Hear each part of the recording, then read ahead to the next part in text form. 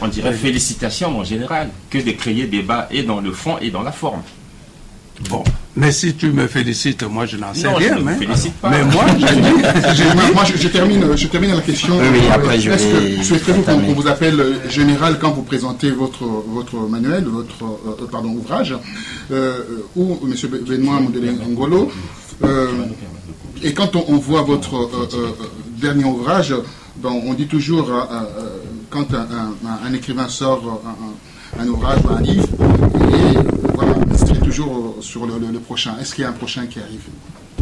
Il y a deux questions. Est-ce qu'il y a un prochain qui arrive? Est-ce que je souhaite qu'on m'appelle par le général, ou bien ministre, ou bien préfet, ou tout ça? Ou simplement Benoît Mondele Ngolo. Ou tout simplement Benoît Mondele Ngolo. Moi, ça n'a jamais été un problème de fond chez moi non plus.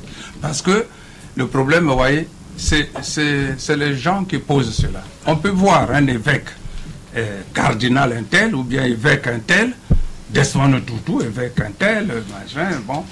Mais lorsqu'il s'agit des officiers colonels un tel, non, il ne faut pas qu'on appelle colonel. Je sais, ça c'est un débat à votre niveau. Il y a des professeurs en médecine, des docteurs en médecine, il y a des professeurs qu'on peut appeler professeur un tel, mais lorsqu'on dit général un tel, c'est vous qui avez ce débat-là, c'est pas moi. Donc on peut m'appeler général, ancien ministre, ou comme je suis là préfet, ou tout, c'est pas, ou alors appeler Benoît Mondele Ngolo, mais c'est mon nom, mais j'ai des attributs, j'ai une qualification, moi je n'en rougis pas d'avoir choisi d'être formé militaire. Donc il y en a qui, je ne sais pas pour quelle raison, ils ont des complexes comme ça. Moi ça ne me dérange pas d'appeler quelqu'un professeur un tel. Mais maintenant, c'est vous qui avez des problèmes pour appeler les militaires par leur grade. C'est vous qui avez... Parce qu'en Afrique, il y a souvent les généraux à coterie, alors c'est pour ça que je mais cela n'enlève pas qu'il y ait des généraux qui ne sont pas par coterie. On appelle les gens, il y a des mauvais médecins.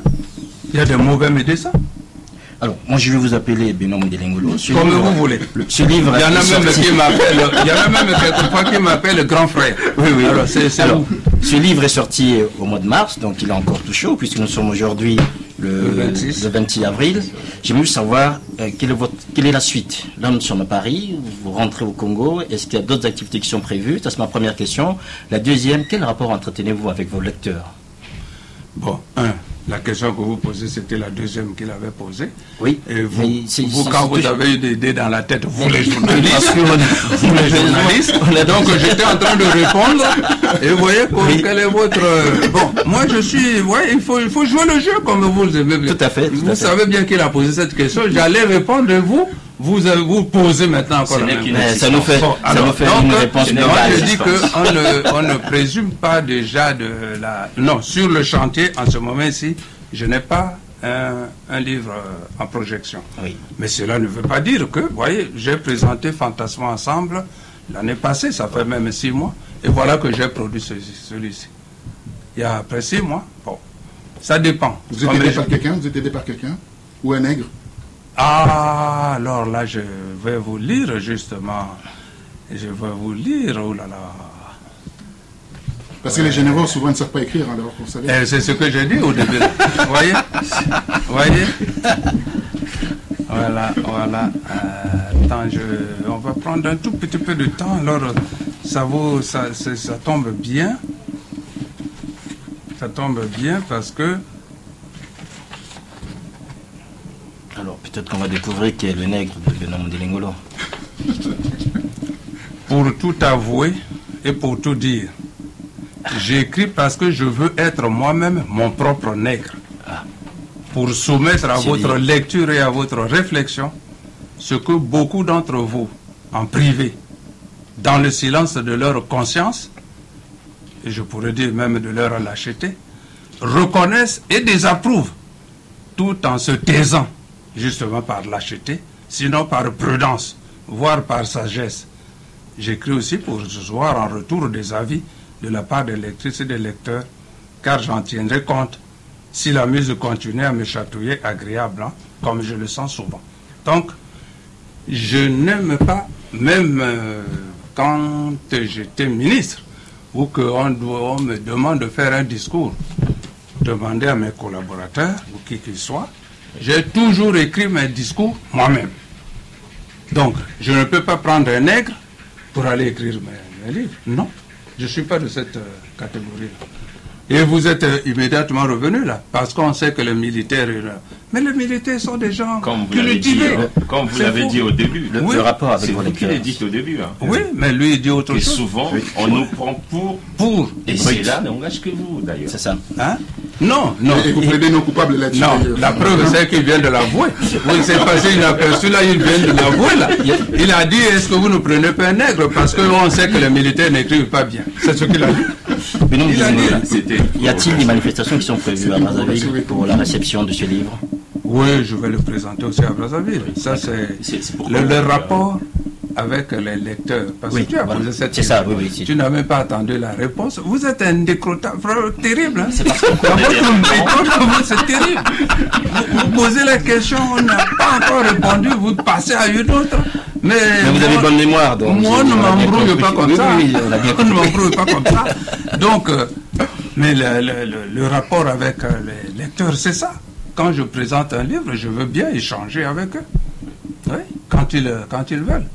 Et puis, je ne vais pas provoquer, disons, des rencontres spéciales pour dire, venez, je vais vous expliquer mes livres. Non. Et les rapports avec le gouvernement, enfin avec le président par rapport à vos écrits, y a-t-il pas une peur quelque part Attendez.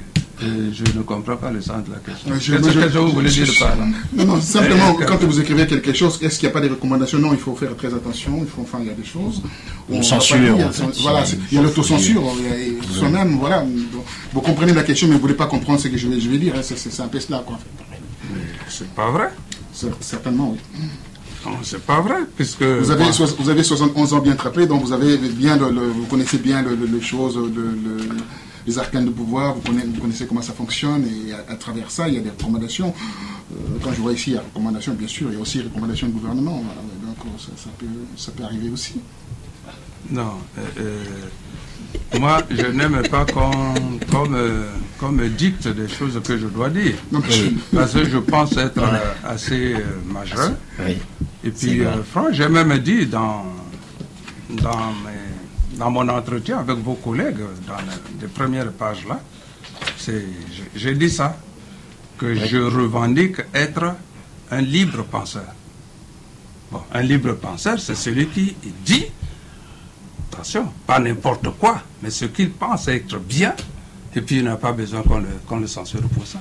Il y a beaucoup d'échafauds par rapport à cela aussi. Hein? Il y a de l'échafaud, c'est-à-dire qu'il y a la guillotine où il y a... Ben oui, mais il y a des gens qui sont morts pour leurs idées. C'est bien de mourir pour ces idées.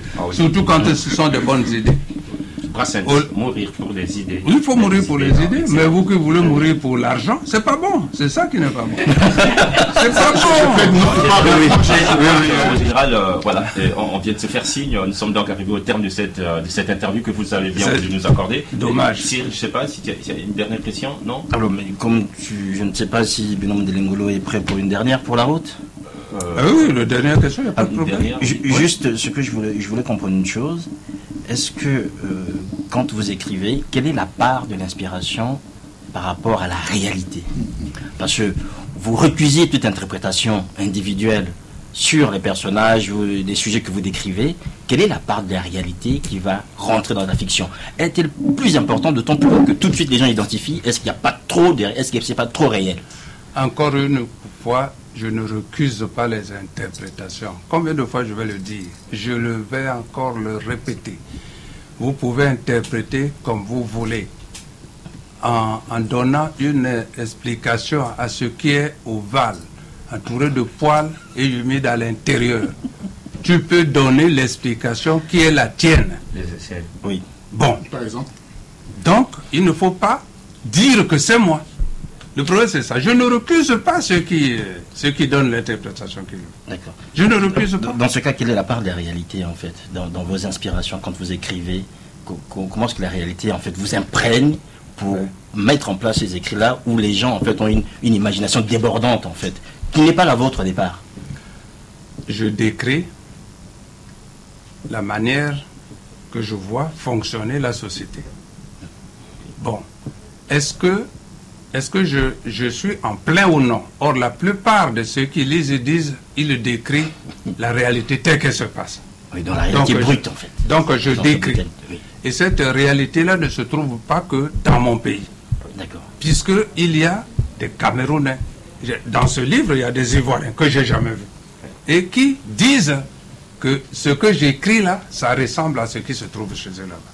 Donc, à partir de l'observation, maintenant, si vous vous êtes mis trois là pour me marteler des questions et sans vraiment peut-être avoir lu correctement le livre, je m'en excuse, mais est-ce que vous, puisqu'on peut aussi vous poser que vous n'observez pas dans la société la correspondance avec ce que j'écris?